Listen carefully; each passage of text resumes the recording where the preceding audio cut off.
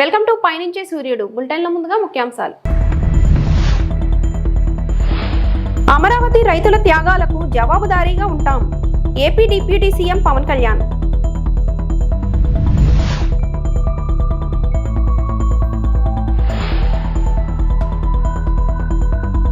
జనం గుండెల్లో దాచుకున్న ప్రజా రాజధాని అమరావతి. నారా లోకేష్.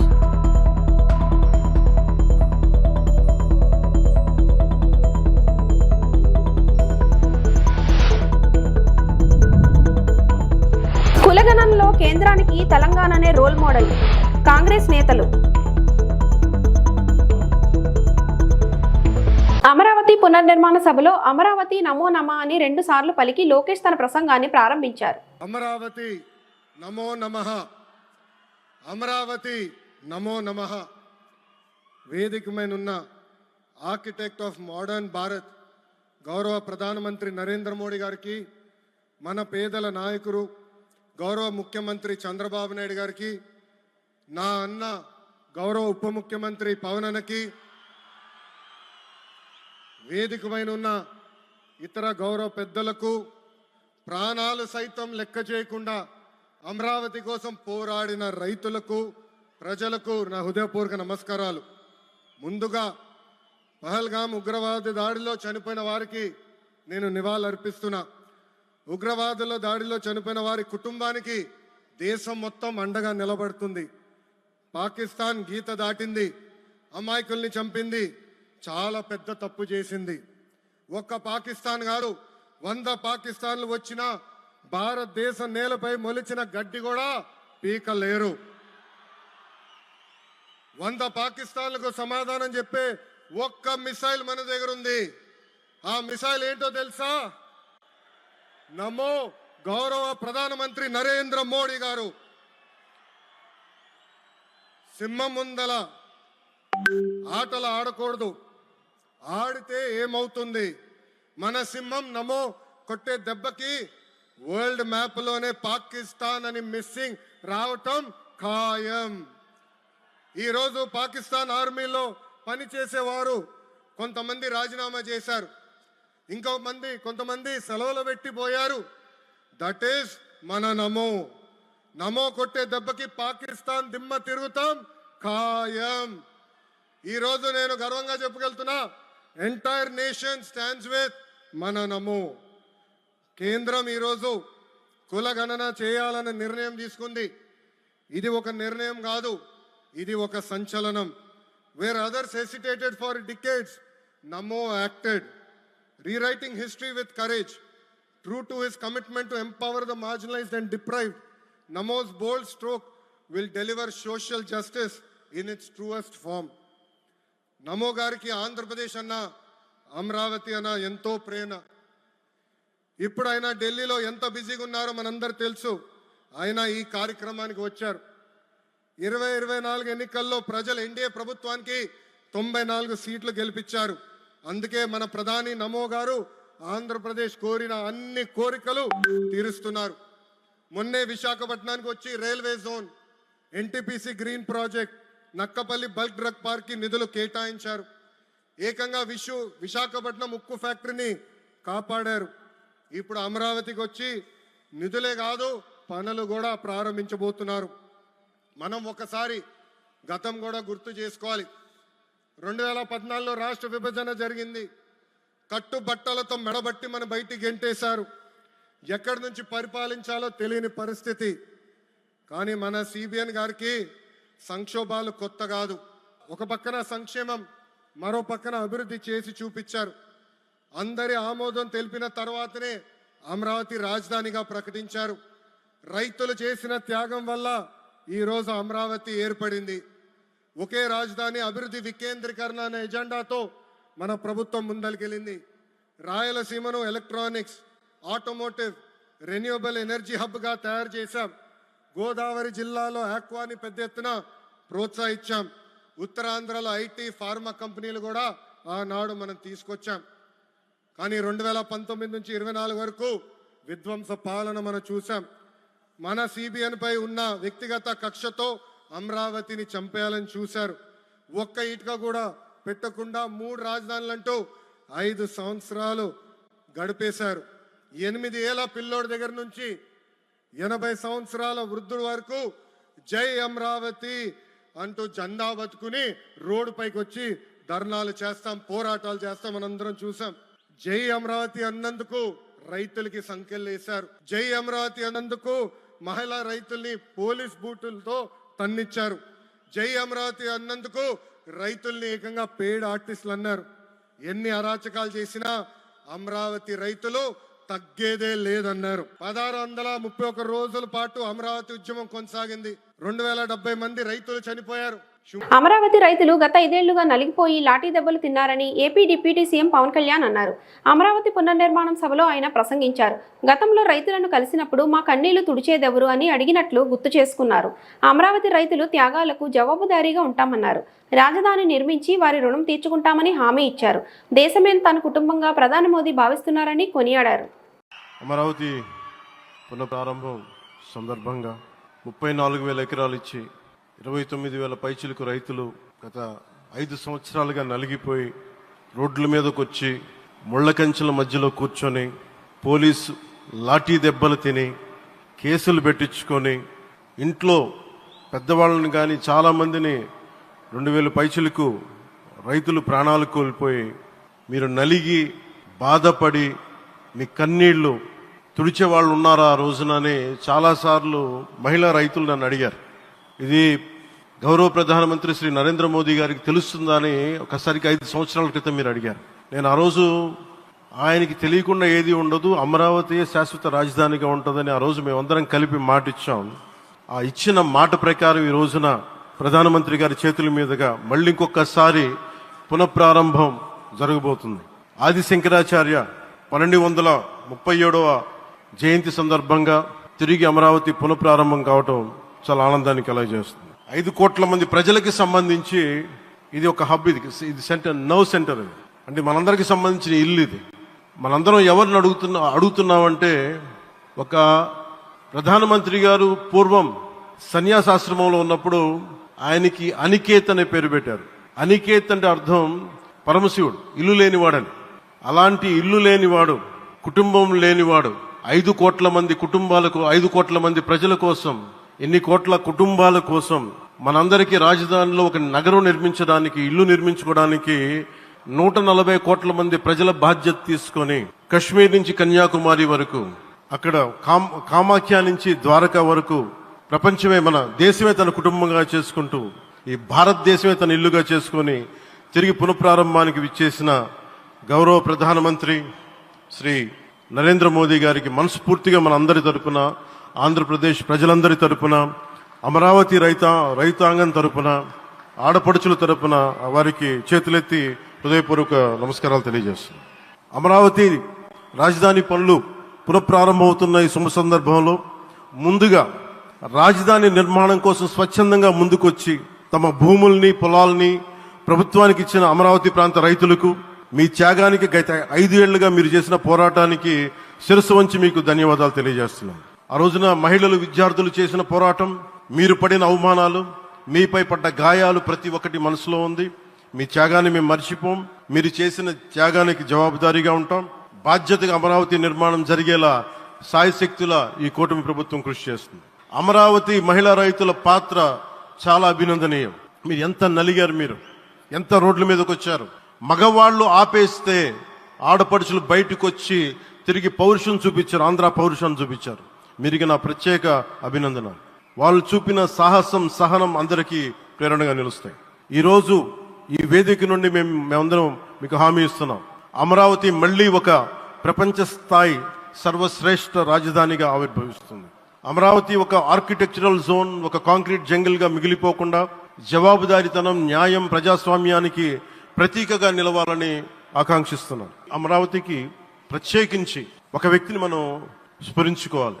రాళ్లల్లో, రప్పల్లో ఒక మహానగరాన్ని చూసిన వ్యక్తి, ఒక 20 సంవత్సరాలు ముందుకెళ్లి చూసిన వ్యక్తి. అలాంటి నాయకులు మనందరం కోరుకున్నట్టుగా ఆయన వెనంటే ఆయన ఉండాలి, ముఖ్యమంత్రిగా ఉండాలి అని మేము ఆశించిన విధంగా ఆయన ముఖ్యమంత్రి అయ్యారు. ఆయన సైబరాబాద్ అనే సిటీని ఎలా నిర్మించారో, అమరావతి అనే ఈ క్యాపిటల్ని కూడా ఆయన అపారమైన అనుభవంతో, ఆయన దక్షతతోటి, ఆయన గవర్నెన్స్ కేపబిలిటీ తోటి, అడ్మినిస్ట్రేటివ్ కెపాసిటీ తోటి ఇది అద్భుతమైన మహానగరంగా తీర్చిదిద్దుతుంది. ఇది ఆంధ్రప్రదేశ్కే కాదు భారతదేశానికి తలమానికంగా అవుతుందని మనస్ఫూర్తిగా నేను ఆశిస్తున్నాను. ప్రత్యేకించి ఈ రోజున మనం ప్రధానమంత్రి గారిని చాలా లోతుగా మనం అర్థం చేసుకోవాలి. ఈ రోజున కశ్మీర్లో దాదాపు 28 మందిని చంపేశారు. అలాంటి క్లిష్ట సమయంలో రాష్ట్రం, దేశం మొత్తం యుద్ధం వైపు వెళ్తున్న సమయంలో, అలాంటి కీలక సమయంలో ప్రధానమంత్రి గారు ఇక్కడికి వచ్చి లోపలంతా బరువు, గుండెల్లో బరువు పెట్టుకొని వేదన ఉండి కూడా అమరావతి రైతులు చేసిన త్యాగాలను మర్చిపోకూడదని చెప్పి ఇంత ఇబ్బందుల్లో కూడా ఆయనకు వచ్చినందుకు మనస్ఫూర్తిగా ఒక్కసారి మనందరం ప్రధానమంత్రి గారికి గౌరవ సూచకంగా మనందరం కృతజ్ఞతలు తెలియజేయాలి. మే లార్డ్ భవానీ మన కనకదుర్గమ్మ ఆశీస్సులతోటి వారికి బలాన్ని ఇవ్వాలి, శక్తిని ఇవ్వాలి. మనందరం ప్రార్థిద్దాం. మే lord Bhavani Mata give immense strength to our Honorable Prime Minister Modi ji to lead our nation and bless Bharat, Andhra Pradesh and Amravati. Jai Bhavani, Jai Bharat and Jai Hind. Congress అధినేత రాహుల్ గాంధీ కృషి వల్లే దేశవ్యాప్తంగా కులగణన చేయడానికి కేంద్రం ముందుకొచ్చిందని మంత్రి పొన్నం ప్రభాకర్ అన్నారు. హైదరాబాద్లోని రాజ్భవన్లో కాంగ్రెస్ పార్టీ తరపున బీసీ నేతలందరూ గవర్నర్ను కలిశారు. బీసీ బిల్లును రాష్ట్రపతి పరిశీలనకు పంపినందుకు కృతజ్ఞతలు తెలిపారు. కేంద్రం చేపట్టే కులగణనను తెలంగాణనే రోల్ మోడల్గా నిలుస్తోందని మంత్రి పొన్నం పీసీసీ చీఫ్ మహేష్ కుమార్ గౌడ్ పేర్కొన్నారు. మాననీయ గవర్నర్ గారు ఆమోదించి రాష్ట్రపతి గారికి పంపడానికి తెలంగాణ ప్రదేశ్ కాంగ్రెస్ అధ్యక్షులు మహేష్ కుమార్ గౌడ్ గారి నాయకత్వంలో బలైన వర్గాల ప్రజాప్రతినిధులు అందరం ఈరోజు గౌరవ గవర్నర్ గారికి కలిసి ధన్యవాదాలు చెప్పినాం. తెలంగాణ ప్రతిష్టాత్మకమైనటువంటి ఈ చట్టాన్ని తీసుకొచ్చి రేవంత్ రెడ్డి గారి నాయకత్వంలో ఉన్న ప్రభుత్వం దేశానికే రోల్ మోడల్గా 42% స్థానిక సంస్థల్లో విద్యా ఉపాధి అవకాశాలు రిజర్వేషన్ కల్పించే విధంగా చట్టం చేసి, చట్టం కంటే ముందు ఎంపెరికల్ డాటా ప్రామాణికమైనటువంటి సమాచారాన్ని సేకరించి సబ్ కమిటీ వేసుకొని, క్యాబినెట్ అప్రూవ్ చేసుకొని, శాసనసభ ఆమోదించుకొని చట్టాన్ని ప్రభుత్వానికి అనుమతి కొరకు కేంద్రానికి పంపేటువంటి సందర్భంలో రాష్ట్రపతికి గవర్నర్ గారు న్యాయపరమైనటువంటి అంశాలన్నింటినీ పరిశీలించి దాన్ని రాష్ట్రపతి గారికి పంపడం జరిగింది. అందుకు తెలంగాణ కాంగ్రెస్ ప్రజాప్రతినిధులం, బీసీ నాయకులం అందరం కూడా కలిసి ఈరోజు ధన్యవాదాలు చెప్పడం జరిగింది. తప్పకుండా తెలంగాణ తీసుకున్నటువంటి రోల్ మోడల్ ఏ కుల గణన సర్వే అయితే జరిగిందో అది ఈరోజు దేశవ్యాప్తంగా భారతీయ జనతా పార్టీ కూడా 2025 క్యాష్ సెన్సెస్లో ఈ యొక్క కులాల సమాచారాన్ని కూడా తీసుకుంటామని చెప్పడాన్ని స్వాగతిస్తూ, తప్పకుండా తెలంగాణ రోల్ మోడల్. దీని మీద ఎవరైనా విమర్శ చేస్తున్నటువంటి వాళ్ళు ఆత్మవిమర్శ చేసుకోవాలి. వీళ్ళు గతంలో వ్యతిరేకించిన వాళ్ళు ఇలా మా తెలంగాణ ప్రభుత్వ ఆలోచనను కేంద్రం మార్గదర్శకత్వంగా ఆదర్శంగా తీసుకుంటే జీర్ణించుకోలేక విమర్శిస్తున్నారు. వాళ్ళు అటువంటి వాళ్ళను పట్టించుకునే అవసరం లేదు. ఇలా తెలంగాణ కానీ దేశవ్యాప్తంగా ఉన్న బలహీన వర్గాల సంక్షేమానికి సంబంధించిన ఏ నిర్ణయం జరిగిందో ఆ నిర్ణయాన్ని అందరం కూడా బలహీన వర్గాల నాయకులను స్వాగతిస్తూ ఉన్నాం. గవర్నర్ గారికి మరొకసారి ధన్యవాదాలు తెలియజేస్తా ఉన్నాం. అందరికీ నమస్కారం. రాహుల్ గాంధీ గారి యొక్క ఆశయాన్ని పరిపూర్ణంగా అమలు చేసినటువంటి ప్రభుత్వం తెలంగాణలో ఉన్నటువంటి కాంగ్రెస్ ప్రభుత్వం. ముఖ్యమంత్రి రేవంత్ రెడ్డి గారి సారథ్యంలో మావోయిస్టు పార్టీతో వెంటనే చర్చలు జరపాలి. సిపిఐ ఎంఎల్ న్యూ డెమోక్రసీ కార్యదర్శి పోలా ఈశ్వరరావు డిమాండ్. పార్వతీపురం మన్యం జిల్లా కలెక్టర్ కార్యాలయం వద్ద సిపిఐ ఎంఎల్ న్యూ డెమోక్రసీ ఆధ్వర్యంలో మావోయిస్టులపై జరుగుతున్న దాడులు తక్షణమే ఆపివేయాలని, కేంద్ర ప్రభుత్వం మావోయిస్టుల అగ్రనేతలతో చర్చించేందుకు ముందుకు రావాలని ఈ సందర్భంగా డిమాండ్ చేశారు. ఈ సందర్భంగా వారు మాట్లాడుతూ కర్రగట్టను చుట్టివేసిన సాయుధ బలగాలను వెంటనే వెనక్కి తీసుకురావాలని, ఆపరేషన్ కగార్ని నిలిపివేయాలని, గిరిజన ప్రాంతాల్లో ఆదివాసీ హక్కుల్ని, దేశంలో ఉన్న అటవీ ప్రాంతాలను, మైనింగ్లను ప్రముఖ కార్పొరేట్ సంస్థలకు అప్పగించేందుకు కేంద్ర ప్రభుత్వాలు ఇలాంటి దుశ్చర్యలకు పాల్పడుతుందని అన్నారు. ఈ నేపథ్యంలో ఆపరేషన్ కగార్ తక్షణమే నిలిపివేయాలని సిపిఐ ఎంఎల్ పార్టీ ఆధ్వర్యంలో డిమాండ్ చేశారు. గత 12 రోజులుగా కర్రీగుట్టల చుట్టూ సుమారు 25,000 మంది సైనిక బలగాలు చుట్టుముట్టి అక్కడ మావోయిస్టులు ఉన్నారు, వారిని ఏరివేస్తామనే పేరుతో బయలుదేరినటువంటి పరిస్థితి ఉన్నది. ఒక ప్రక్క మావోయిస్టులు మేము శాంతి చర్చలకి సిద్ధంగా ఉన్నామని 4 విడతలుగా లేఖల్ని విడుదల చేసినటువంటి పరిస్థితి ఉన్నది. ఏదైనా రాజ్యాంగబద్ధంగా ప్రజాస్వామ్యయుతంగా నడుచుకునేటువంటి ప్రభుత్వాలు ఏవైనా మావోయిస్ట్ పార్టీ ఏదైతే చర్చలకు సిద్ధపడిందో ఆ చర్చలను ఆహ్వానిస్తూ ముందుకు రావాలి.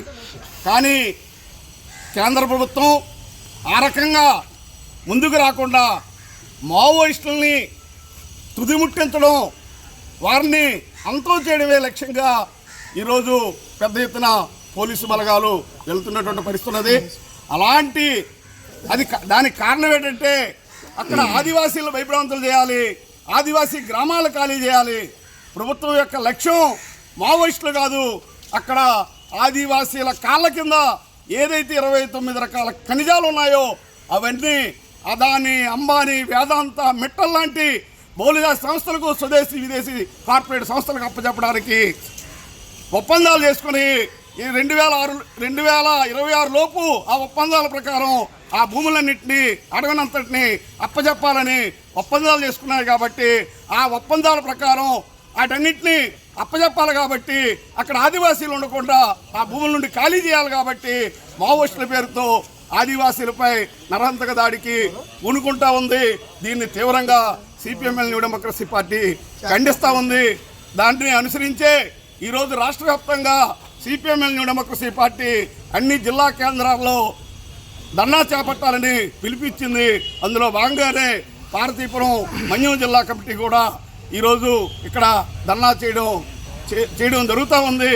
ఎందుకంటే ఈరోజు అడవిని, భూమిని, నీటిని సమస్య అనేది కేవలం ఆదివాసీల సమస్య కాదు. ఇది పర్యావరణ సంబంధ సమస్య, ప్రజలకు సంబంధించిన సమస్య, దేశ సంపద సమస్య. ఈ సమస్యలన్నింటినీ మనం నిలబెట్టుకోవాలంటే వాటన్నిటి మీద మనం ఖచ్చితంగా ఆదివాసీ సమస్యగా దీన్ని చూడకుండా ఇది ప్రజల యొక్క సమస్యగా, దేశ సంపద యొక్క సమస్యగా మన వనరుల్ని మనం నిలబెట్టుకోవడానికి పూనుకోవాల్సినటువంటి అవసరం ఉన్నది. అందుకే పౌర సమాజం స్పందించి కదిలి మావోయిస్టులతో కేంద్ర ప్రభుత్వం చర్చలు జరపాలని, ఆదివాసీ ప్రాంతాల్లో ఉన్నటువంటి ఖనిజ సంపదలన్నీ ఈ దేశానికి అవి చెందేటట్టు చూడాలని, ఆదివాసీలపై మారణకాండని ఆపాలని, కర్రిగుట్టల నుంచి సైనిక బలగాలు వెనక్కి రావాలని, మావోయిస్టులతో శాంతి చర్చలు జరపాలని సిపిఎంఎల్ న్యూ డెమోక్రసీ డిమాండ్ చేస్తా ఉంది. చెప్పండి. నా పేరు పోలాయేశ్వరరావు, సిపిఎంఎల్ న్యూ డెమోక్రసీ జిల్లా కార్యదర్శి. అల్లూరు జిల్లా అరకు నియోజకవర్గం పరిధిలో గిరిజన సంఘం జిల్లా ప్రధాన కార్యదర్శి బాల్దేవ్ మాట్లాడుతూ స్పెషల్ డిఎస్పీ వెంటనే తీయాలి, జియో నెంబర్ను పునరుద్ధరణ చేయాలి. ఎలక్షన్ ముందు ఆంధ్రప్రదేశ్ రాష్ట్ర ముఖ్యమంత్రి నారా చంద్రబాబు నాయుడు అరకు ఏజెంట్ ప్రాంతంలో మాట్లాడుతూ ఇచ్చిన మాటకు కట్టుబడి ఉండాలని గిరిజనులు డిమాండ్ చేస్తున్నారు. ఆ డిఎస్సి నోటిఫికేషన్లో ఆదివాసులు తీవ్రమైనటువంటి అన్యాయం జరిగింది. ఎందుకంటే పాడేరు ఐటీడీఏ పరిధిలో 400 ఉపాధ్యాయ పోస్టులు నోటిఫై చేస్తే కేవలం ఆదివాసులకి 24 మాత్రమే కేటాయించడం అన్యాయం, దుర్మార్గం, దారుణం అని చెప్పేసి వ్యతిరేకిస్తున్నాం. అందుకనే మెగా డిఎస్సి నోటిఫికేషన్లో ఆదివాసీ ప్రాంతంలో నోటిఫై చేసిన పోస్టులు మినహాయింపు ఇవ్వాలని చెప్పేసి ఈ సందర్భంగా డిమాండ్ చేస్తున్నాం. అంతేకాకుండా ఆదివాసీ స్పెషల్ డిఎస్సి నోటిఫికేషన్ విడుదల చేసి ఉపాధ్యాయ నియామకాలు ఆదివాసులతో భర్తీ చేయాలని చెప్పేసి ఈ సందర్భంగా అడుగుతున్నాం. అంతేకాకుండా రాష్ట్ర ముఖ్యమంత్రి గారు అరకు సభలో, అలాగే ఆగస్టు 9 ప్రపంచ ఆదివాసీ దినోత్సవం రోజు ఆదివాసులకు హామీ ఇచ్చారు. ఆదివాసీ ప్రాంతంలో 100% రిజర్వేషన్ చట్టం తీసుకొస్తామని చెప్పేసి హామీ ఇచ్చారు. ఆ హామీ అమలు చేయాలని చెప్పేసి మేము సందర్భంగా అడుగుతున్నాం. ఈ హామీ అమలు చేయకపోతే ఆదివాసీ ప్రాంతం చాలా నష్టపోతుంది. అందుకనే ఉపాధ్యాయ నియామక చట్టం తీసుకొచ్చి ఈ ప్రాంతంలో 100% రిజర్వేషన్ కల్పించాలని చెప్పేసి ఈ సందర్భంగా అడుగుతున్నాం. ఇది జరగకపోతే ఆదివాసీ ప్రాంతం, ఆదివాసీ సమాజం మొత్తం నష్టపోతుంది. అందుకనే ఖచ్చితంగా రాష్ట్ర ప్రభుత్వం స్పష్టమైన హామీ ఇవ్వాలి, స్పష్టమైన ప్రకటన చేయాలి. ఆదివాసీ స్పెషల్ డిఎస్సి నోటిఫికేషన్ ఇచ్చి ఆదివాసుల్ని ఉపాధ్యాయ నియామకం చేపట్టాలని చెప్పేసి ఈ సందర్భంగా అడుగుతున్నాం. లేని పక్షంలో ఖచ్చితంగా పెద్ద ఎత్తున పోరాటానికి ఆదివాసీ సమాజం సన్నద్ధమవుతుందని చెప్పేసి ఈ రాష్ట్ర ప్రభుత్వాన్ని హెచ్చరిస్తున్నాం. అల్లూరు జిల్లా అరకు నియోజకవర్గ పరిధిలో రాష్ట్ర మన్యం బంద్ ప్రశాంతంగా కొనసాగుతుంది. ఆదివాసీ గిరిజనులు జియో నెంబర్ 3 పునరుద్ధరణ చేయాలి, ఆదివాసీ గిరిజనులకు స్పెషల్ డిఎస్సి నోటిఫికేషన్ ఇవ్వాలి అని డిమాండ్ చేస్తున్నారు. సిపిఎం, కాంగ్రెస్ పార్టీ నాయకులు, కార్యకర్తలు, పోలీస్ సిబ్బంది బందోబస్తుగా ఏర్పాటు చేశారు. స్పెషల్ డిఎస్సి నోటిఫికేషన్ విడుదల చేయాలి, రాష్ట్ర మన్యం బంద్ జయప్రదం చేయండి, రాష్ట్ర మన్యం బంద్ జయప్రదం చేయండి, స్పెషల్ డిఎస్సి నోటిఫికేషన్ విడుదల చేయాలి, ఆదివాసీల ఉద్యోగాలు ఆదివాసులకు ఇవ్వాలి, ఆదివాసీల ఉద్యోగాలు ఆదివాసులకు ఇవ్వాలి. ముఖ్యమంత్రి గారు ఇచ్చిన ఎన్నికల్లో ఆమె నెరవేర్చాలి. జీవో నంబర్ 3 చట్టబద్ధత కల్పించాలి. జై ఆదివాసీ, జై ఆదివాసీ. అన్యం రాష్ట్ర బంధు జయప్రదం చేయండి. అన్యం రాష్ట్ర బంధు జయప్రదం చేయండి. జీవో నంబర్ 3 చట్టబద్ధత కల్పించాలి. స్పెషల్ డేస్ నోటిఫికేషన్ విడుదల చేయాలి. స్పెషల్ డేస్ నోటిఫికేషన్ విడుదల చేయాలి. గొలుగొండ మండలం పాకలపాడు జంక్షన్ వద్ద 50 కేజీలు గంజాయి పట్టుకున్న గొలుగొండ పోలీసులు. నర్సీపట్నం రూరల్ పోలీస్ స్టేషన్లో శుక్రవారం డీఎస్పీ శ్రీనివాసరావు మీడియా సమావేశం నిర్వహించారు. ఈ సమావేశంలో డీఎస్పీ మాట్లాడుతూ ఏపీ 39FF 5868 ఎత్తిగా కారులో సుమారు 2,50,000 రూపాయలు విలువ చేసే 50 కేజీల గంజాయిని కారు డోర్లలో అమర్చినట్లు సమాచారం రావడంతో పాకలపాటు జంక్షన్ వద్ద మాటు వేసి నర్సీపట్నం రూరల్ సర్కిల్లో ఇన్స్పెక్టర్ దేవతమ్మ ఆధ్వర్యంలో Golugonda SI Ramarao, Narsipatnam rural SI Rajarao పట్టుకోవడం జరిగిందన్నారు. పరారీ అవ్వగా 3 నిందితులు అయిన కర్రి అప్పన్న, కర్రి రాజు, కర్రి దారాలను అదుపులోకి తీసుకోవడం జరిగిందని, వీరి వద్ద నుండి 50 కేజీల గంజాయి, ఒక సెల్ ఫోన్, ఒక కారు సీజ్ చేసి రిమాండ్కు తరలిస్తున్నట్లు పేర్కొన్నారు. అందరికీ నమస్కారం. ఈ రోజున Narsipatnam sub division Narsipatnam circle Golugonda police station లిమిట్స్లోని పాకలపాడు దగ్గర on information Narsipatnam rural inspector Revathamma garu మరియు rural SI Rajarao, Golugonda SI Ramarao garu వీళ్ళంతా కలిసి స్పెషల్ పార్టీ కానిస్టేబుల్స్ మరియు లోకల్ కానిస్టేబుల్స్ కలిసి వెహికల్ చెకింగ్ నిర్వహిస్తుండగా చింతపల్లి వైపు నుంచి ఒక కారు ఒకటి వస్తూ పోలీస్ పార్టీని చూసి ఆఫ్ చేసి వాళ్ళు పారిపోతుండగా వాళ్ళని పట్టుకొని మొత్తం ముద్దాలండి. ముగ్గురు పారిపోతుండగా మన పార్టీ అంతా చేసి వాళ్ళని అప్రిహెండ్ చేయడం జరిగింది. ఆ జరిగిన తర్వాత వాళ్ళు పారిపోవడానికి కారణం ఏంటి అన్నది వాళ్ళని క్వశ్చన్ చేస్తూ కార్ని థరోగా చెక్ చేస్తే కారులోని ఈ సైడ్ డోర్స్ దగ్గర, బోనెట్ దగ్గర ఇవన్నీ కూడాను ఆ ఫ్రేమ్స్ ఓపెన్ చేసి ఆ ఫ్రేమ్స్లోని సుమారుగా 50 కేజీలు గాంజాని వాళ్ళు అందులో కన్సీల్ చేసి తీసుకొని వస్తూ మనకు దొరికారు. అందులో వీళ్ళది కర్రి అప్పన్న అండి. ఈయన డ్రైవర్. ఈయనకి ఎవరైతే గంజాయి కొనడానికి లాస్ట్ డెస్టినేషన్ పర్సన్ ఎవరైతే ఉన్నారో ఆయన ప్రజెంట్ అప్స్టాండింగ్లో ఉన్నాడు. ఆయనేమో వీనికే ఫైనాన్స్ చేసి ఒక కారు, ఇప్పుడు ఈ AP 39FF 5868 car, Ertiga car, ఆ కార్ని కొనేసి కేవలం ఈ గాంజా ట్రాన్స్పోర్టేషన్ కోసం అని చెప్పేసి ఆయనకి A2కి ఇవ్వడం జరిగింది. A3, A4, A2 ముగ్గురు కూడా కజిన్స్ అండి. వాళ్ళు గౌరాబాయ్ కమ్యూనిటీ దారకొండ పంచాయతీలోని దబ్బకోట విలేజ్ వీళ్ళది. వీళ్ళు ఎప్పుడో ఒక 50 years బ్యాక్ వీళ్ళ ఫ్యామిలీస్ అక్కడ సెటిల్ అయిపోయి వీళ్ళు అక్కడ ఆ బిజినెస్తో పాటు ఈ గాంజాను కూడా అమ్మడం, ట్రాన్స్పోర్ట్ చేయడం ఇదంతా కూడా బిజినెస్గా పెట్టుకొని చేస్తున్నారు. ఎవరైతే ఈ కార్ డ్రైవరు ఉన్నారో ఆయనకి గతంలో ఒక గాంజాయి కేసు ఉంది. అలాగే కర్రి రాజు అండి, ఈయనకి 4 కేసులు ఉన్నాయి. గంజాయి కేసులు 4 కేసులు ఉన్నాయి. అట్లాగే A4 బైక్ మెకానిక్, ఈయన మీద అయితే ఏం కేసులు లేవు. అట్లాగే ఎవరైతే డెస్టినేషన్ పర్సన్ అంటే లాస్ట్ గాంజా రిసీవ్ చేసుకునే పర్సన్ ఉన్నాడో ఆయన మీద కూడా 2 గంజాయి కేసులు ఉన్నాయి. వీళ్ళంతా కూడా దీనికి అలవాటు పడిన నేరస్తులు, గంజా వ్యాపారం చేయడానికి. వీళ్ళందరినీ కూడా చాకచక్యంగా మన సిబ్బంది అంతా కూడా చాలా చాకచక్యంగా వ్యవహరించి దీన్ని సీజ్ చేయడం జరిగింది. గంజాని పట్టుకోవడం జరిగింది. వీళ్ళ మీద చాలా కేసులు ఉన్నాయి కాబట్టి ఫైనాన్షియల్ ఇన్వెస్టిగేషన్ కూడా చేసి వీళ్ళ తాలూకు ఆస్తులు ఏమున్నాయి ఏంటి అన్నదంతా కూడా మేము చేయడం జరుగుతుంది. ఆల్రెడీ పీడీ యాక్ట్ కూడా వీళ్ళ మీద పెట్టడానికి ప్రపోజ్ చేస్తున్నారు. వీళ్ళని ఈ టీంని మన ఎస్పీ గారు, అనకాపల్లి జిల్లా ఎస్పీ గారు తుహిన్ సింగ్ IPS గారు అభినందించడం జరిగింది. రేపు క్రైమ్ మీటింగ్లో వాళ్ళకి రివార్డ్స్ ఇవ్వడం జరుగుతుంది. నేను కూడా వీళ్ళందరినీ కూడా ఎంటైర్ టీం అంతా కూడాను అప్రిషియేట్ చేస్తున్నాను. 2,50,000 అండి మన దగ్గర అయితే. ఇప్పుడు వన్స్ ఇది కానీ డెస్టినేషన్కి వెళ్ళేసరికి ఇంచుమించుగా ఒక 10 times పెరుగుతుంది అన్నమాట. ఇంకా ఎక్కువే జరగడానికి ఉంది. 10 to 15 times వరకు దీని తాలూకా వాల్యూ అక్కడ ఉన్న డిమాండ్ని బట్టి ఇది అవుతుంది. ఈ వార్తలు ఇంతటితో సమాప్తం. నమస్తే.